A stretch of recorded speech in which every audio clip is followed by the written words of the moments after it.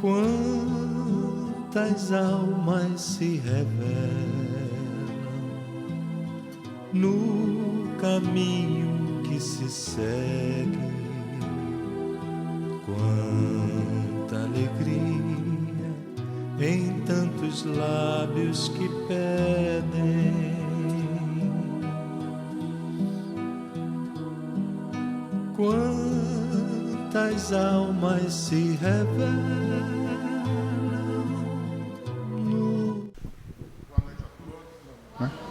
Que a paz do Senhor esteja conosco.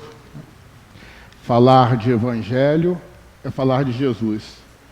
E nada melhor que um dia como hoje, em que os dois planos da vida, em função desta data no calendário nacional, esses dois planos estão numa turbulência muito grande, muito forte, muito terrível. E é preciso que estejamos fortes, vigilantes, em oração, para segurar um pouco a energia das nossas cidades. De qualquer forma, aqui como um ponto de luz, é um ponto de acolhimento a todos aqueles que em sofrimento necessitem do apoio do Mestre. Como falamos, se vamos falar de Evangelho, temos que falar baseado no Mestre, que trouxe a sua luz, trouxe a sua verdade, para que nós encontremos o caminho de chegar ao Pai. Todo cristão deve se perguntar, em cada situação que a vida lhe oferece, o que faria Jesus se estivesse no meu lugar? Ou se eu for a Jesus, o que eu faria? Interessante que no século passado, nos anos 40, nos Estados Unidos, uma comunidade de religiosos, aliás, de diversas linhas religiosas, decidiram abandonar as suas visões dogmáticas e fechadas das suas religiões e criaram um movimento que denominaram Em Seus Passos, Que Faria Jesus? Baseado num livro escrito no final do século XIX do mesmo nome, do escritor Charles Sheldon. Esse livro foi escrito em 1896 e contava a história de um pastor que tinha proposto à sua comunidade que vivenciasse cada passo da sua vida como Jesus o fizera. E é basicamente isso que a doutrina espírita vem nos trazer para que nós possamos mudar as nossas condições de vida, mudar os nossos paradigmas, as nossas verdades absolutas, formalizando-as em torno da mensagem do Mestre. Jesus, independente de qualquer coisa, está acima de qualquer convenção religiosa. Ele não é apenas um líder religioso. Jesus é o grande terapeuta das almas, Jesus é o grande pedagogo das novas gerações, de todas, né? Mas mais das novas, que cada vez mais vem chegando com mais essa capacidade de sentir a força da espiritualidade, a força da energia que o próprio Mestre derrama sobre o nosso planeta. Mas, voltando ao nosso tema, vivenciar e sentir, nós precisamos fazer uma diferenciação do que seria vivenciar e do que seria sentir. Consultando o dicionário, vivenciar seria viver determinado momento, de modo que o mesmo tem um significado profundo para nós. Seria vivenciar uma dor, né? Vivenciar uma emoção, vivenciar uma relação, vivenciar uma religião. Então, nós entendemos que o vivenciar, que vivenciar está associado com quantidade. Eu vivenciei tal situação por tal tempo. Eu vivenciei uma doença durante 5 anos. Eu vivenciei um relacionamento durante 20, 30 anos. Eu vivenciei uma religião durante 15, 20, 30 anos. Então, vivenciar é quantitativo, é tempo em que nós estamos numa determinada situação. Portanto, vivenciar nos traz o conhecimento, porque quanto mais tempo eu tenho naquilo, mais eu conheço. Exemplo, eu tive uma doença vivenciei por 5 anos, então eu sei quais os sintomas, eu sei quais os remédios, eu sei qual a reação que aquele remédio nos traz. Eu vivenciei uma dor de uma perda, eu sei o quão difícil foi sentir a falta da pessoa, ou se foi uma perda financeira, perder o status que eu tinha social. Então, vivenciar será sempre quantidade, trazendo conhecimento. Sentir, por sua vez, seria ter sensibilidade. O sentir, então, nos traz qualidade, porque a qualidade desta sensibilidade, que pode ser boa ou má, é que vai nos trazer essa diferenciação. Exemplo, eu tive doente durante 5 anos. Nesses 5 anos, eu repensei a minha vida.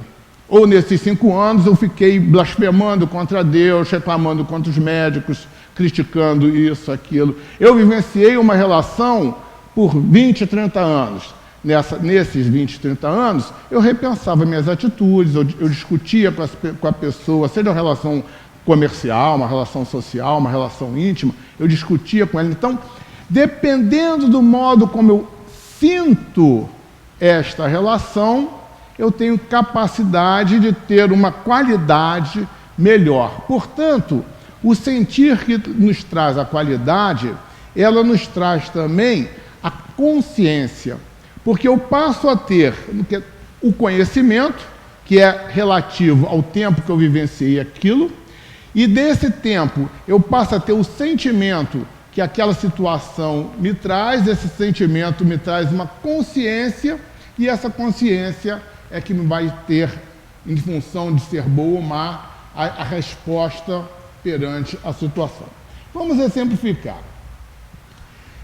Eu vivencio a doutrina espírita há 30 anos, vamos dizer assim.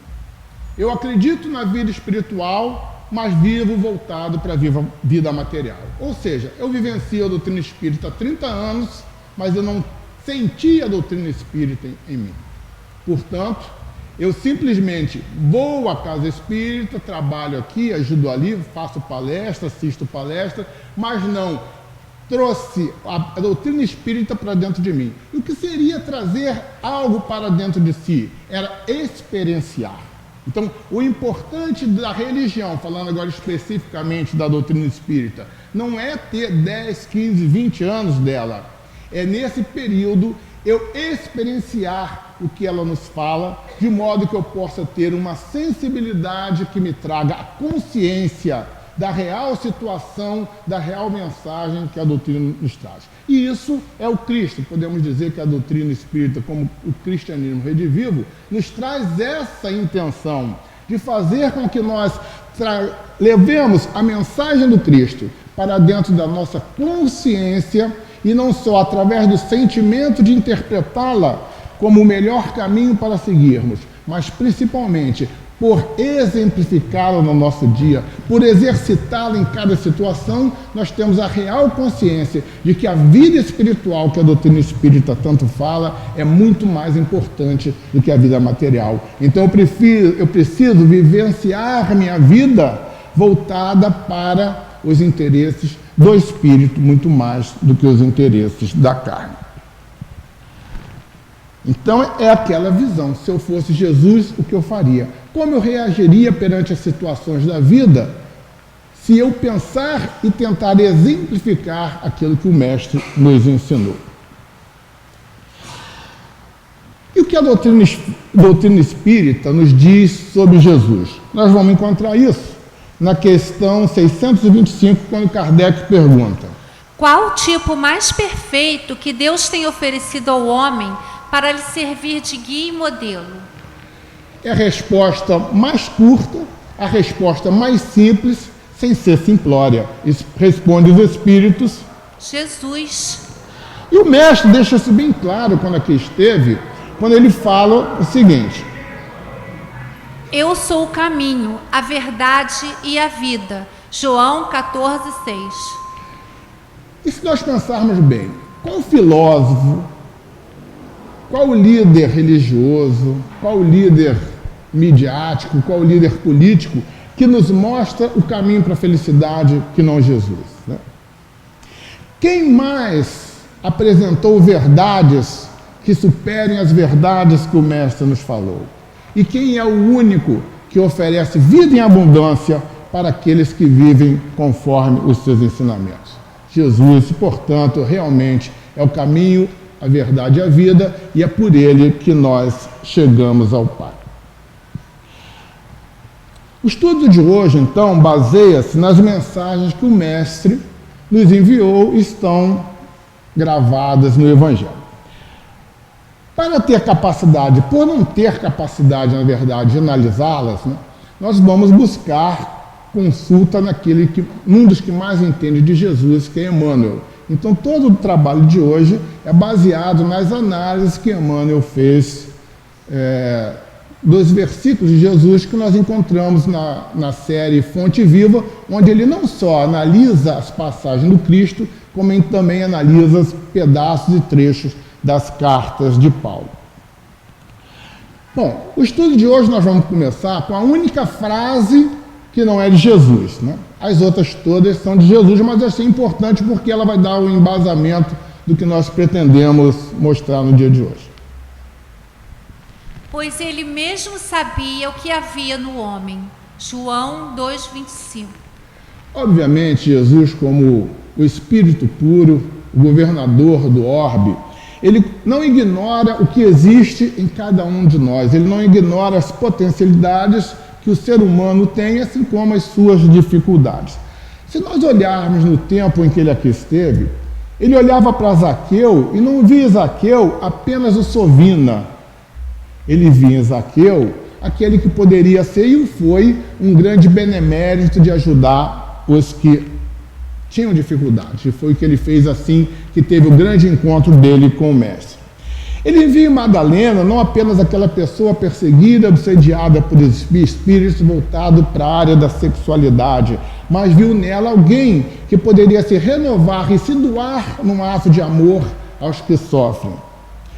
E Nicodemos, ele não viu apenas aquele líder espiritual vaidoso como quase todos os fariseus e principalmente os líderes religiosos judeus, mas ele viu alguém que poderia crescer através das concepções que ele, Jesus, lhe passaria. E através daquele diálogo dele, Jesus, com Nicodemos, Nicodemos se junta a José de Arimateia, tenta convencer Caifás a não matá-lo, vai a Jesus, avisa junto com José de Arimateia do perigo que ele correria voltando a Jerusalém, mas o Mestre fala que ele não poderia fugir daquilo que estava programado para ele fazer. Mas se torna, junto com José de Arimateia, um outro líder religioso dos judeus, um dos seguidores do Mestre após o seu desencarne. O próprio Pedro, que ele identifica a fraqueza do Pedro, mas mesmo assim não deixa de fortalecer Pedro e fazer dele a base da sustentação da prática da caridade que Pedro tão bem fez através da casa do caminho.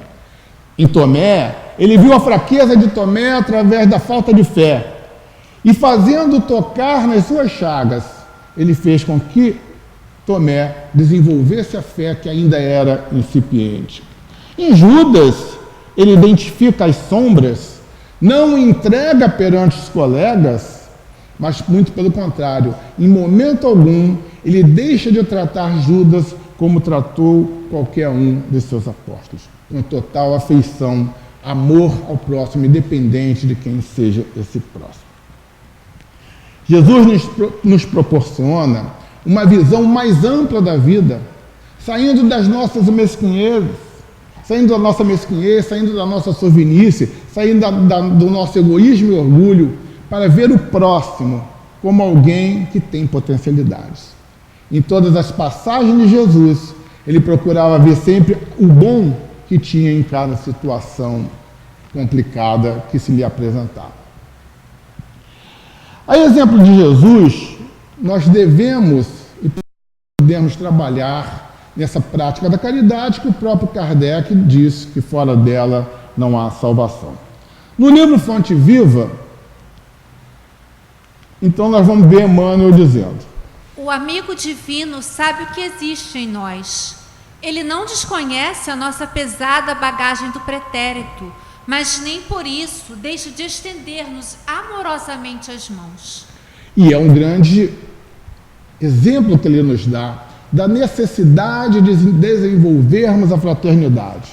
Aliás, na casa espírita, o grande sentimento que é necessário que se desenvolva nesse momento é o amor. Mas se o amor ainda está longe, porque nós ainda trabalhamos com as nossas dificuldades, que desenvolvamos a fraternidade, porque através da fraternidade eu vou ser mais complacente, eu vou entender o momento que o companheiro está vivendo, eu vou procurar ajudá-lo, e com certeza, como a vida, e essa é a grande verdade da vida, como a vida é devolução, na hora que eu trabalho para ajudar o companheiro, com certeza, não só a espiritualidade, mas eu estou cavando o espaço para que alguém venha me ajudar também. Porque o grande processo da evolução espiritual é individual, mas ela se passa pelo apoio que um possa dar a outro. Jesus também nos traz um grande alerta quando ele diz: acautelai-vos para que vossos corações não estejam pesados na ressaca, e embriaguez e ansiedade da vida física, e aquele dia venha repentino sobre vós. Lucas 21:34. Pode ser uma grande mensagem, né, para esse povo que, sob a hipótese de estarem se divertindo, estão se desgastando física, moralmente, espiritualmente, por esse Brasil afora. Em geral, nós vamos falar, não apenas nós espíritos, nós humanidade, né? Nos preocupamos muito mais com o nosso bem-estar da existência física do que da vida espiritual. E isso a gente tem que fazer até uma reflexão, porque nós mesmos muitas vezes nos preocupamos muito mais com as nossas necessidades de bem-estar físico do que um bem-estar espiritual. Nós temos tempo para comprar as diversas aflições que vão nos perturbar lá na frente, mas não achamos tempo para uma simples meditação, né? Vasculhamos o mal do vizinho e não atentamos para as nossas falhas, para a trave que ocupa o nosso olho. O mestre, então, nos recomenda que velemos cada um por si. Olhemos para os nossos problemas, que já são tão grandes do que a gente se preocupar com o problema dos outros. Vamos resolver os nossos problemas, que se eu precisar resolver o problema de alguém, será porque esse alguém veio a mim pedir minha ajuda. Não me compete tentar solucionar o problema do próximo, se o próximo não me procura solicitando essa ajuda. A minha obrigação, o meu momento espiritual é resolver os meus problemas que realmente me atrasam e nos prendem nesse processo evolutivo. Abandonemos, então, essa visão que ainda temos de satisfação egoística daqueles nossos desejos, das nossas vontades. Temos que evitar o grande relaxamento do dever, que é trabalhar pelo próximo, trabalhar pela humanidade como um todo, né? E temos que deixar de lado toda a mesquinhez de inquietações que só nos levam a criarmos débitos em virtude do caminho que nós escolhemos. Emmanuel diz: cada aprendiz do Evangelho deve compreender que o instante da morte do corpo físico é dia de juízo no mundo de cada homem. Então temos que estar muito atento para este momento. O importante não é como eu vou morrer, a situação da morte física, ou quando eu vou morrer. O importante é em que situação espiritual e moral eu estarei no momento do desencarne, porque é desta maneira que eu chegarei do outro lado. Então temos que ter muito cuidado com entendermos que nós vivemos as necessidades do corpo físico, mas somos um espírito imortal numa experiência no corpo físico. Portanto, a vida espiritual, as preocupações com o espírito têm que superar as nossas necessidades do corpo físico. Assim que Jesus entrou em Jerusalém, aquela entrada gloriosa, né, com as pessoas botando palmas pelo chão para ele entrar montado no jumento, como diziam os profetas que seria a chegada do Messias. Jesus nos aponta uma das nossas maiores fraquezas, quando ele diz: pois amaram mais a glória dos homens do que a glória de Deus. João 12:43.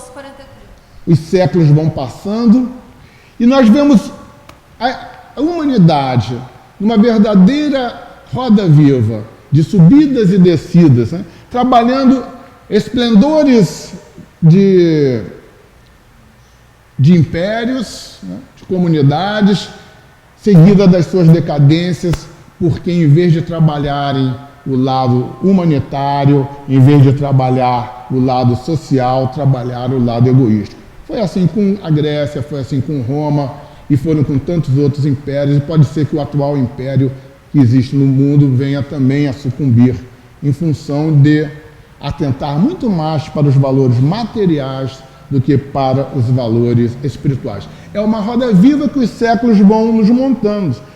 E nós temos essa impressão que vivemos nessa gangorra. A humanidade sobe um pouco, depois decai, sobe um pouco, depois decai. Mas na realidade, cada vez que decai, ela para num ponto melhor do que estava na última. O processo é lento, o processo é indo para frente. A força e o direito caminham para e passo. Hoje a força não é a força da brutalidade de anos atrás, mas é a força do poder financeiro, é a força do poder midiático, é a força do poder político, que vão oprimindo comunidades. A gente vê a situação que o mundo vem vivendo e que o Brasil vem vivendo também, preso a essas forças de mídia, essas forças políticas e essas forças do poder financeiro. O espírito humano, ele vem recapitulando essas más experiências, que são experiências nossas, que vivenciamos em outros momentos e agora, reencarnados, voltamos a cometer os mesmos erros, né? Precisamos, ou não podemos nos permitir que isso seja um processo natural. Precisamos sair dessa situação que nós mesmos nos colocamos, de estar presos a essas vicissitudes, a essas questões e pontos de vista que vão se renovando a humanidade, mas ele se mantém lutando sempre pelo poder, lutando pela glória, lutando pelo dinheiro. No livro Caminho, Verdade e Vida, diz Emmanuel: alguém lhe perguntará: que fizeste da manhã clara, do sol ardente, dos instrumentos que te dei? E homens e povos continuarão desfazendo a obra falsa para recomeçar o esforço outra vez. E aí é mais ou menos isso, né? Nós, na nossa juventude, cometemos besteira, chegamos na terceira idade, somos pessoas de paz, de calma. E quantos meses continuará isso? E aí entra a Casa Espírita, no seu grande processo de evangelização dos jovens. Porque é através da evangelização dos jovens que nós vamos ensiná-los os erros que nós cometemos. Ou vamos esperá-los chegar lá na frente para se tornarem pessoas melhores, mas levar como levaremos muitos de nós, débitos de erros feitos anteriormente. Então a Casa Espírita, que hoje é dada como uma casa de terapia de almas, ela ainda continuará a terapia de almas, mas ela tem que mudar o seu foco. A Casa Espírita tem que ser um formador do homem de bem. Porque quanto mais homem de bem eu tiver agora, menos espíritos sofredores terão lá na frente para a casa tratar. E mais do que isso, esse homem de bem ajudará no auxílio da renovação do planeta. Então temos que trabalhar como Casa Espírita no século XXI, a formação do homem de bem, para não ficarmos mais um século tratando de espíritos desarvorados, destrambelhados, que chegam nas mesas mediúnicas. Em certo momento, Cristo foi questionado por alguns fariseus que criticavam os seus apóstolos, porque o judeu tinha uma concepção de limpeza muito forte. Para qualquer coisa no momento da vida, principalmente as refeições, eles tinham que lavar a mão, se lavar. E eles, vendo os apóstolos de Jesus comendo sem lavar as mãos, eles criticam Jesus sobre aquilo, e Jesus vai citar o profeta Isaías, quando dizia o seguinte: em vão me adoram, transmitindo ensinamentos que são preceitos de homens. Marcos 7:7. E se nós vemos o cristianismo, ele até hoje segue sobre essa informação que Jesus nos fala, dessa adoração em vão. Ninguém pode dizer que não foi um grande sopro a presença do Cristo. Aliás, o Cristo foi o grande divisor das águas da humanidade, tanto que até o tempo é medido antes e depois dele. Mas este sopro não foi suficiente para impulsionar a humanidade como deveria. Por quê? Porque os homens vieram e transformaram a mensagem do Cristo nos seus interesses. Basta ver o que o Império Romano fez com o cristianismo, tirou o cristianismo da catacumba e botou o cristianismo no palácio. Então, aquele cristianismo inicial que trabalhava pelo próximo, trabalhava com a ideia certa do renascimento, da reencarnação, se tornou mais uma força política no Império Romano e se perdeu nas lutas temporais do poder. Os séculos, eles estão cheios de figuras de religiosos, de políticos, de filósofos, de cientistas que se afirmam defensores do cristianismo, né?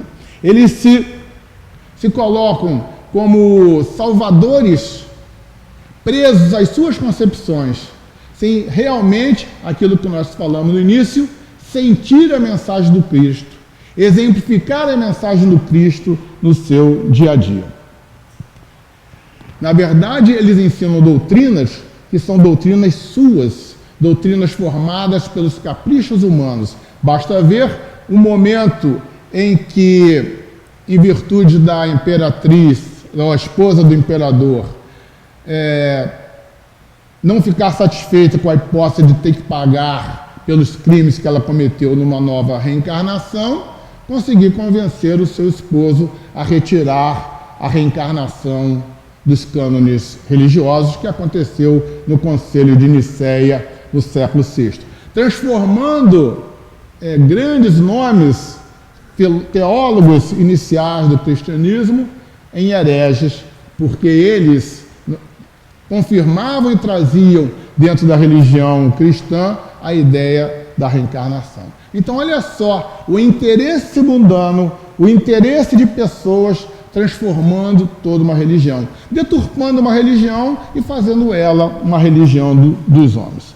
Diz então no livro Caminho, Verdade e Vida, Emmanuel: importa reconhecer, desse modo, que sobre esforço de tantos anos é necessário renovar a compreensão geral e servir ao Senhor, não segundo os homens, mas de acordo com os seus próprios ensinamentos. E nós, como os casas espíritas, né, temos que estar atento para que dentro das casas espíritas não se comece a se criar teorias, filosofias que são muito próprias de cada um do que realmente a filosofia kardeciana. Não se pode se falar em renovar-se a doutrina espírita quando nós, com certeza, não conseguimos estudá-la. Só se pode renovar algo quando se tem ela toda estudada. Mas qual espírita que numa encarnação conseguirá estudar a codificação, conseguirá estudar os 12 anos de revista espírita, conseguirá estudar essa série Fonte Viva de Emmanuel, conseguirá estudar a série No Mundo Espiritual de André Luiz, conseguirá estudar a série psicológica de Joana de Anjos, conseguir estudar todo o trabalho de Manuel Filomeno na área de obsessão e desobsessão. Se nós não conseguimos estudar isso, como podemos nos propor a modificá-la, a transformá-la? Então temos que ter muito cuidado, porque não podemos viver de acordo e segundo a ideia dos homens, mas temos que trabalhar nossa vida em função da ideia da doutrina espírita, que é o cristianismo redivivo. Já nos seus momentos finais, antes de ser preso, Jesus vai com os apóstolos para o jardim de Getsemane. Lá ele destaca Pedro e os 2 filhos de Zebedeu, João e Tiago, e se dirige mais para um local mais ermo para entrar em oração. E quando ele volta, ele encontra os 3 dormindo e ele fala essa famosa frase: então, nem nenhuma hora foste capaz de vigiar comigo? Mateus 26, 40. Jesus veio à Terra com um grande objetivo: nos acordar para as necessidades da vida maior. E ele continua nos convocando a cada momento, cooperadores devotados, para a colaboração disso aí, de estarmos acordados para as necessidades da vida espiritual, para a necessidade de renovação do planeta. E, obviamente, ele não vai confiar tarefas para aqueles espíritos que não estão preparados para ela. Mas tantos espíritos preparados recebem tarefas que, ao chegar na carne, adormecem como Pedro dormiu. Então a gente pode interpretar esta hora que o Pedro dormiu como uma encarnação que espíritos chegam aqui e deixam de lado aquilo que se programaram no plano espiritual. Provavelmente são poucos aqueles que conseguem voltar para o plano espiritual como espíritos completistas, ou seja, aqueles que trouxeram uma tarefa, uma função e a cumpriram integralmente. Então nós todos, ou pelo menos eu me incluo nisso, quando a gente fala nós, é uma boa parte da humanidade, estamos ainda adormecidos. Talvez algum de nós, acordado aqui um pouquinho, dorme um pouquinho ali, mas há necessidade de nós utilizarmos essa hora importante, que é a hora que nós estamos na carne, para trabalhar essa grande importância que é a mensagem do Cristo. Porque senão, quando chegarmos do outro lado, nós vamos ter a grande decepção de que nos programamos tanta coisa para fazer e não conseguimos fazer nada. Diz Emmanuel: se ainda não podemos permanecer com Cristo ao menos uma hora, como pretendermos a divina união para a eternidade? Precisamos então usar melhor essa hora. Vigiai e orai, para que não entreis em tentação. Mateus 26, 41. Importante nós sabermos que a tentação não vem de fora. A tentação está dentro de nós. Basta, vamos citar um exemplo, uma feijoada. Muitas pessoas vão olhar e vão passar, não vão se interessar. Outros vão comer a panela inteira. Então a tentação não está lá. A tentação está em cada um. Isso aí serve para o sexo, para as drogas, para o jogo, né? E para outros tantos tipos de tentações. Então, nós temos que trabalhar as nossas tendências instintivas e saber aquilo que nós temos que evitar. Por isso, a grande necessidade do autoconhecimento. É nas raízes das nossas tendências que está o nosso passado atávico e nós podemos percebê-las e moldá-las diante daquilo que o Cristo nos ensinou. Imaginarmos que podemos viver uma vida sem tentação é impossível, porque somos ainda espíritos fracos que vivemos num planeta de prova e expiação. Mas temos então que nos policiarmos para não permitirmos cairmos e cedermos a ela. Diz então no livro Fonte Viva: lembremos-nos do ensinamento do Mestre, vigiando e orando, para não sucumbirmos às tentações, de vez que mais vale chorar sobre os aguilhões da resistência que sorrir sobre os narcóticos da queda. Fantástico. Mas importante eu me tolher naquilo que eu quero fazer, para lá na frente não ter que criar débitos difíceis de saldar lá na frente. É aquela frase que se fala muito dentro da doutrina espírita, que o passarinho pousa na nossa cabeça é inevitável, mas que não permitamos que ele faça seu ninho. Em uma determinada situação, Cristo, seguido por uma turba, por mais de 3 dias, pressentindo a fome que essas pessoas estavam, ele faz o seguinte questionamento: quantos pães tendes? Marcos 8, 5. E ele pergunta isso para os discípulos, dando a entender o seguinte, que para as coisas que ele tinha que fazer, era necessário que tivesse um esforço da humanidade. Então ele pergunta para nós o que nós temos para oferecer, de modo que a gente possa ter um retorno. Então, quando ele pergunta aos apóstolos, os apóstolos apresentam nessa situação, e essa é a segunda situação em que ele faz a multiplicação de pães, ele insiste que os apóstolos e nós, para alcançarmos o bem que Ele pode nos dar, oferecemos alguma coisa do nosso esforço. Teria o mestre conseguido fazer sem que alguém apresentasse os pães? Com certeza teria, pelo seu potencial de trabalhar os fluidos. Mas qual seria o retorno para o grupo em termos de crescimento? Se não fizeram nada, se não doaram nada de si. Então, que o Jesus nos pede e que nós façamos alguma coisa para recebermos em troca. E nós vamos ver no livro Libertação, quando o guia espiritual fala para André Luiz, que para conseguir as bênçãos do céu, é necessário que nós distribuímos as nossas bênçãos aos que necessitam aqui. Como eu falei, a vida é devolução. Eu recebo aquilo que eu dou. No livro Fonte Viva, nós vamos encontrar: em qualquer terreno de nossas realizações para a vida mais alta, apresentemos a Jesus algumas reduzidas migalhas de esforço próprio e estejamos convictos de que o Senhor fará o resto. E Emmanuel já nos diz que entregar um pão inteiro já é muito para a gente. Não temos ainda nem capacidade para isso. Mas podemos dar um pouco das migalhas que nós temos para que o Mestre possa fazer a parte dele em função do esforço que nós dedicamos.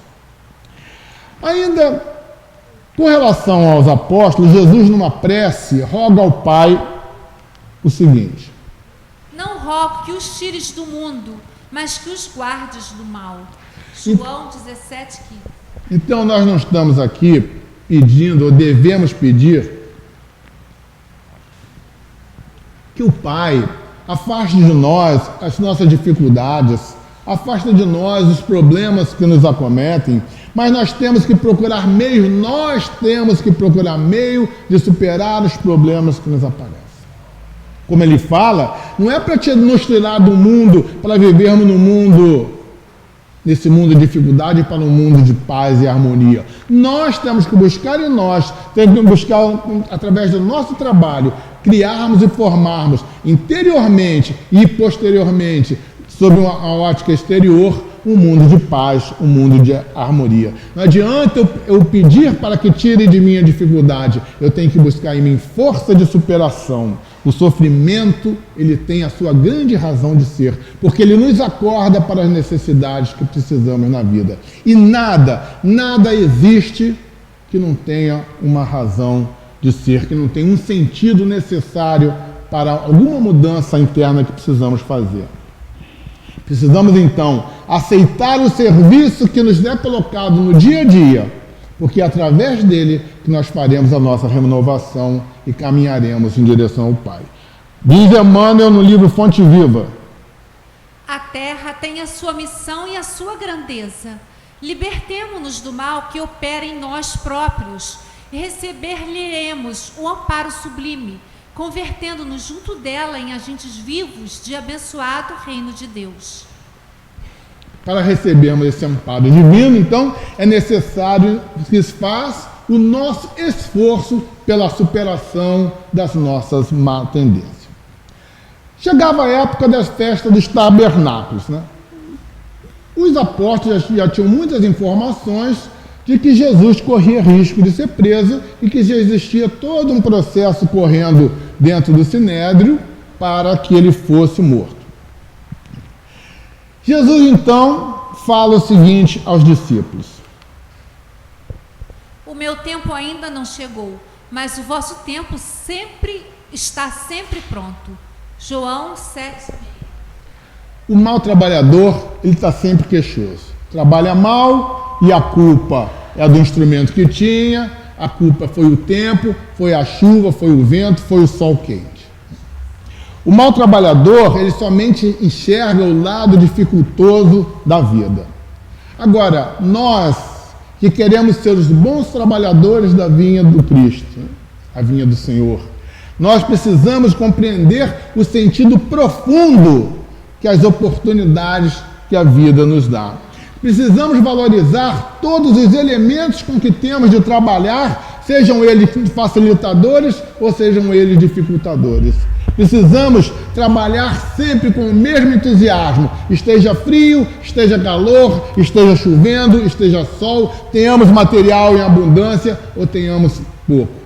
Obviamente, faremos sempre o melhor que for possível, porque o importante não é fazer o trabalho na melhor qualidade. O importante é nos doarmos na maior capacidade que tenhamos, para fazermos aquilo que podemos fazer dentro das nossas limitações. Devemos entender que o reino do Cristo, que ele fala que será criado mais à frente aqui, depende não dele, de Jesus, não virá por um decreto divino, depende do nosso trabalho de renovação interna e do nosso trabalho de renovação da sociedade e do nosso trabalho de renovação daquelas crianças que estão sob nossa responsabilidade. Através da bendita psicografia de Chico, Emmanuel nos diz: os cegos de espírito continuarão queixosos. No entanto, os que acordaram para Jesus sabem que sua época de trabalho redentor está pronta, não passou, nem está por vir. É o dia de hoje, é o ensejo bendito de servir em nome do Senhor, aqui e agora. Não podemos, então, abrir mão dessa mensagem que Emmanuel nos traz, que a época é agora. Temos que estar acordados, temos que sair dessa bolha de conforto que vivemos, temos que ir em busca do que sofre, temos que ir em busca da solução do problema do próximo. Nós, como espíritas, temos que sair em busca da dor, porque senão a gente vai viver muito bem, em paz, pacificados, mas com a consciência nos cobrando. Nós podemos fazer mais do que estamos fazendo. Essa é a grande questão que nós temos que saber. Romper essa bolha de conforto que vivemos em busca da dor, em busca do sofrimento.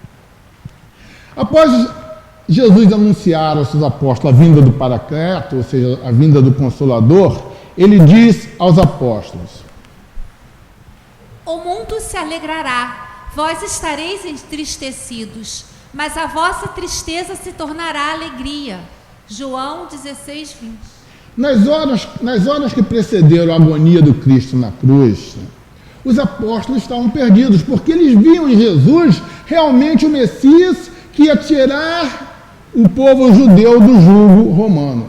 Então eles estavam entre atônitos, assustados e até muitos deles desacreditando no próprio Mestre. Eram pessoas humanas e só conseguiam entender a vida sob a ótica do humano, apesar de serem espíritos escolhidos no plano superior. Mas, quando encarnados, sofreram a dificuldade da cultura que eles viviam, das situações de vida que eles passavam. Ainda hoje nós vemos muitos líderes, principalmente na área da mídia, nos oferecendo tantas vantagens, tantos confortos, tantos prazeres. E nós temos que ter muito cuidado de não embarcarmos nessa visão consumista, não embarcarmos nessa onda de egoísmo, nessa onda de tirarmos vantagem, porque choraremos lá na frente esses descalabros que possamos cometer aqui. Cristo, ele sim, nos ensinou o caminho natural para chegarmos ao Pai, que é a sua mensagem, é o seu exemplo, é a sua postura perante a vida. O Cristo nos reserva trabalho e sacrifícios, né? Mas que não percamos a ilusão que através do sacrifício e através do trabalho que nós vamos conseguir a nossa evolução.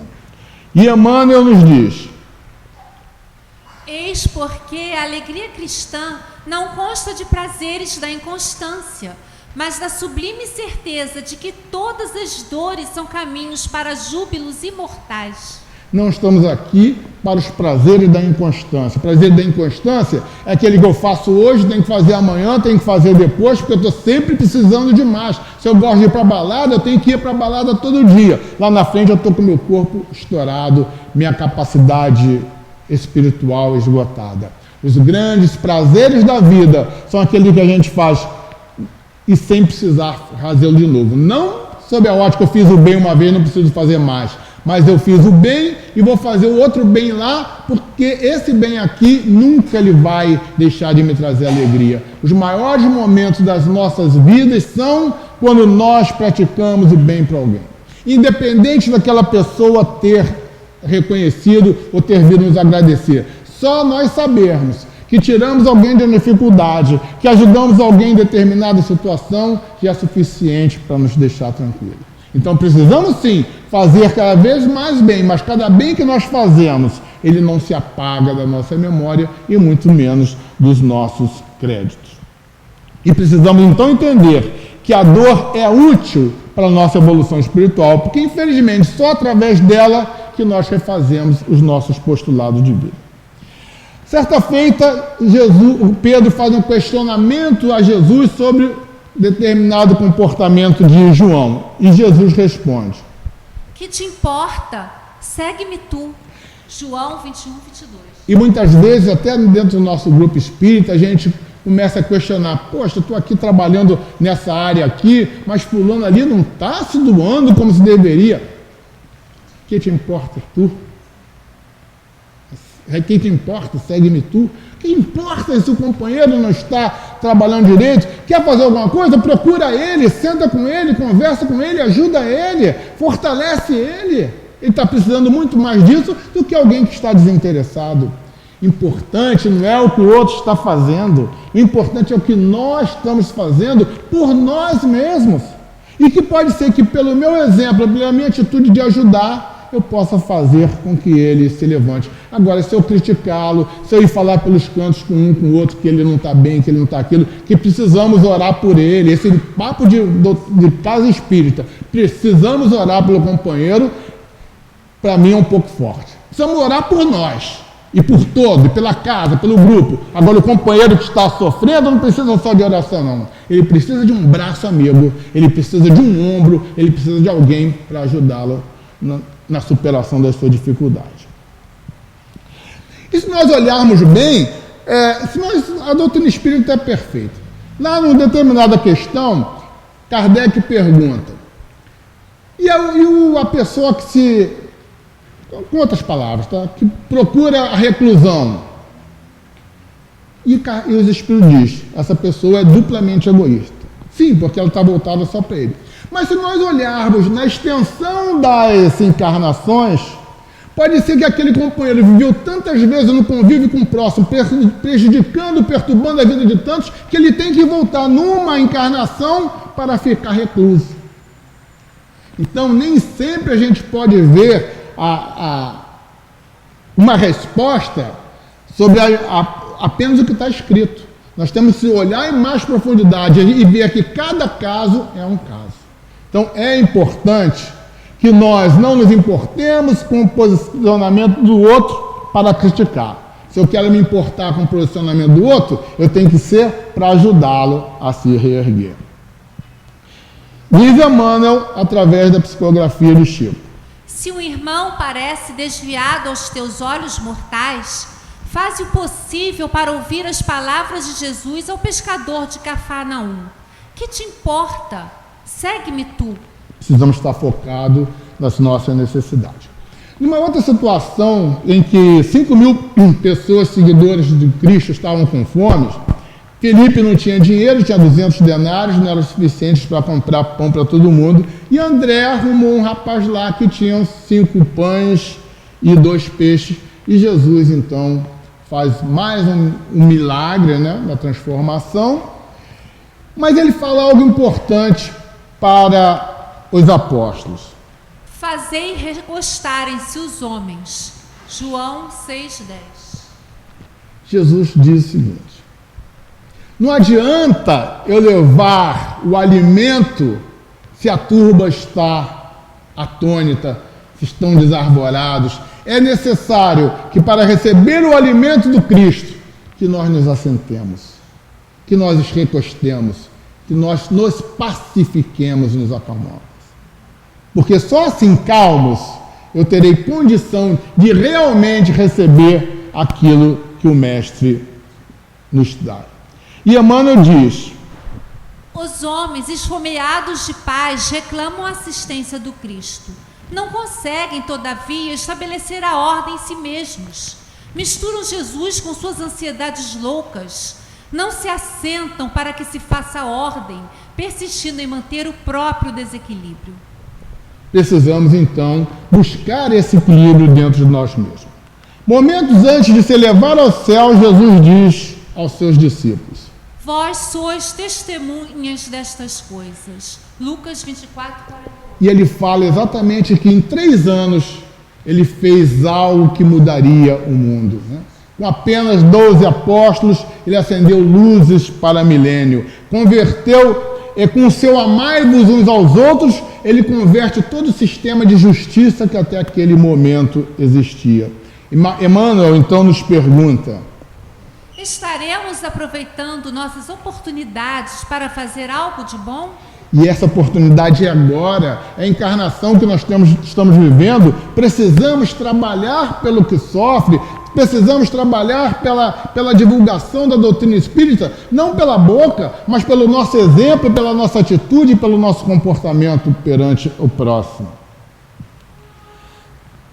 Após ensinar a oração do Pai Nosso, Jesus disse o seguinte: portanto, se vós, sendo maus, sabeis dar boas dádivas aos vossos filhos, quanto mais vosso Pai que está no céu dará o Espírito Santo aos que lhe pedem. Lucas 11, 13. Um pai terrestre, consciente dos seus deveres, vai sempre procurar fazer o melhor pelo seu filho. Como nós podemos imaginar o Pai maior não fazendo isso por todos nós? Então, esses fenômenos de dificuldades que cada um passa, as calamidades, as guerras, tudo isso fazem parte de um processo de evolução natural. A guerra de Deus não, a guerra do homem, mas é através da guerra que se desenvolve a inteligência, se desenvolve a abnegação, se desenvolve a paciência e se desenvolve o diálogo que leva à paz. O socorro do céu vem por meio de desenganos e angústias. Então, aguardemos trabalhando essa grande mudança que o mundo se aproxima. No livro Pão Nosso, Emmanuel diz: o tempo é o nosso explicador silencioso e te revelará ao coração a bondade infinita do Pai, que nos restaura a saúde da alma, por intermédio do espinho da desilusão ou do amargoso elixir do sofrimento. Desilusão, sofrimento, a dor, eles nos faz repensar as atitudes e nos, quando bem digerido, nos leva para a frente. Até agora não pedistes nada em meu nome. Pedi e recebereis, a fim de que a vossa alegria esteja completa. João 16, 24. Nós encontramos tantas pessoas desencantadas com o poder da prece, e só quem ora com fervor que sabe o valor e a importância da prece. Então não podemos nunca abrir mão essa oportunidade que Jesus nos fala: peça e obtereis. E Emmanuel nos diz: observa a substância de tuas preces. Como pedes? Em nome do mundo ou em nome do Cristo? Os que se revelam desanimados com a oração confessam a infantilidade de suas rogativas. Temos que pedir em nome do Cristo. Não pedir ao Cristo, mas pedir algo que seja dentro da filosofia de ação que o Cristo nos exige. Jesus nos fala na parábola do devedor implacável: não devias tu, igualmente, ter misericórdia do teu companheiro, como eu também tive misericórdia de ti? Mateus 18, 33. E essa misericórdia para o companheiro é para o pai, para o filho, para o irmão, para a esposa, para o colega de trabalho, para o marido, para aquele que está na nossa relação, no nosso dia a dia. Precisamos trabalhar com o próximo com misericórdia, entendendo as suas falhas, as suas quedas, as suas dificuldades. Só assim nós vamos conseguir ajudar alguém, porque o dedo apontado, a crítica, só derruba aquele que é vítima dela. E nos coloca numa posição de que não temos condição de ser, que é de julgar o próximo. Diz Emmanuel: há dificuldades e percalços, incompreensões e desentendimentos? Use a misericórdia que Jesus já usou contigo, dando-te nova ocasião de santificar e aprender. evitemos os julgamentos. Essa é a base da mensagem do Cristo. Quem de nós pode dizer o que é certo ou errado? O que nós podemos fazer é o seguinte: esse fato que ele fez, isso não cabe na minha vida.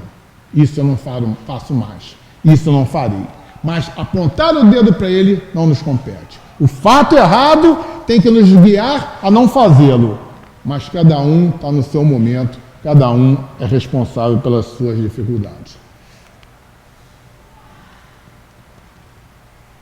Os sãos não têm necessidade de médico, mas os que estão doentes. Lucas 5,31.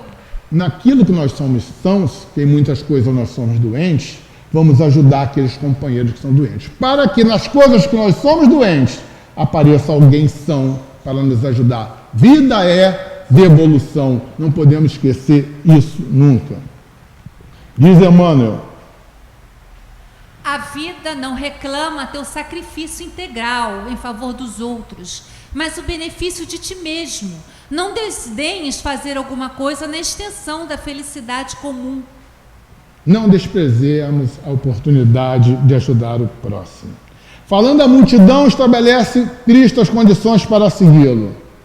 Quem não carrega sua própria cruz e vem atrás de mim, não pode ser meu discípulo.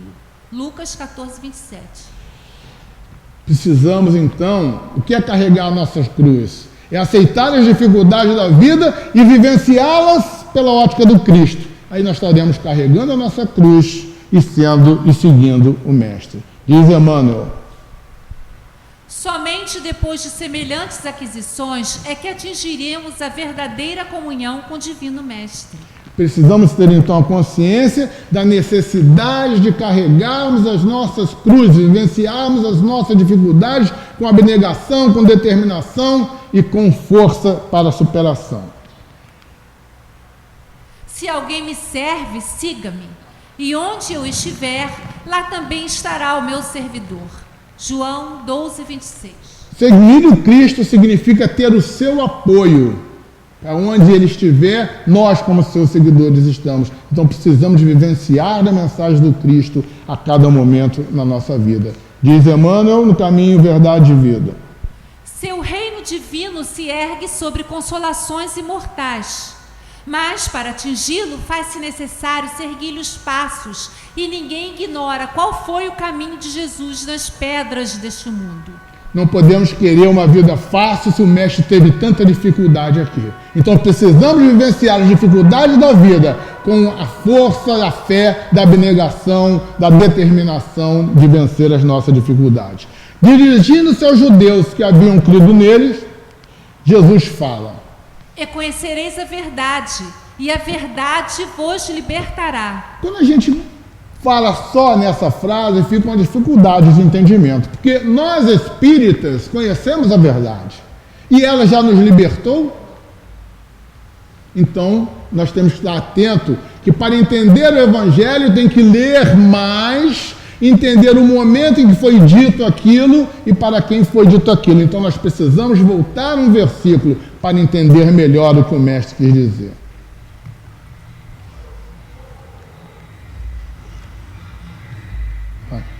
Olha. Se vós permanecerdes na minha palavra, sois verdadeiramente meus discípulos, e conhecereis a verdade, e a verdade vos libertará. Permanecer na palavra do Cristo é viver a vida como Ele nos ensinou. É sentir o Evangelho realmente no nosso coração. Encerrando, Emmanuel diz: quem apenas vislumbra a glória ofuscante da realidade, fala muito e age menos. Quem, todavia, penetra a grandeza indefinível, age mais e fala menos. E é o grande momento que nós, como espírita, como casa espírita, temos, é que agir mais e continuar falando dentro do grupo as mensagens, os estudos, mas agir mais lá fora, porque é lá fora que é o nosso grande campo de batalha. Meus queridos amigos, Jesus está nos estendendo a mão o tempo inteiro, mas Ele pede de nós um mínimo de esforço para entendermos, para podermos ter dele o recurso, a devolução necessária. Mas ele nos traz dois grandes espíritos que nos ajudam na caminhada. Um é Emmanuel, que nós fizemos todo esse estudo de hoje baseado no que ele nos ensinou. E Emmanuel nos diz o seguinte: quando um homem alcança Jesus, não se detém pura e simplesmente na estação das palavras brilhantes, mas vive de acordo com o Mestre, exemplificando o trabalho e o amor que iluminam a vida, a fim de que a glória da cruz se não faça vã. Isso aqui não é um tratado de psicologia, gente. Ele não está falando de psiquismo, ele não está falando de comportamento, ele está falando de muito mais. Ele está falando de postura para alcançar a vida eterna. A mensagem do Cristo não é uma mensagem apenas psicológica, é uma mensagem de transformação que nos vai fazer alcançar a casa do Pai. E o outro grande espírito que ele nos traz é Paulo de Tarso, aquele que mudou o seu paradigma de vida quando encontrou Jesus. E nós precisamos, se não o fizemos ainda, encontrar Jesus de modo que mudemos o nosso comportamento e buscamos vivenciar a vida como Jesus nos ensinou, para que possamos, essa encarnação, ou quiçá daqui a 1, 2 encarnações, falar o que Paulo falou na carta aos Gálatas. Já não sou eu quem vive, mas Cristo vive em mim. Muito obrigado, boa noite.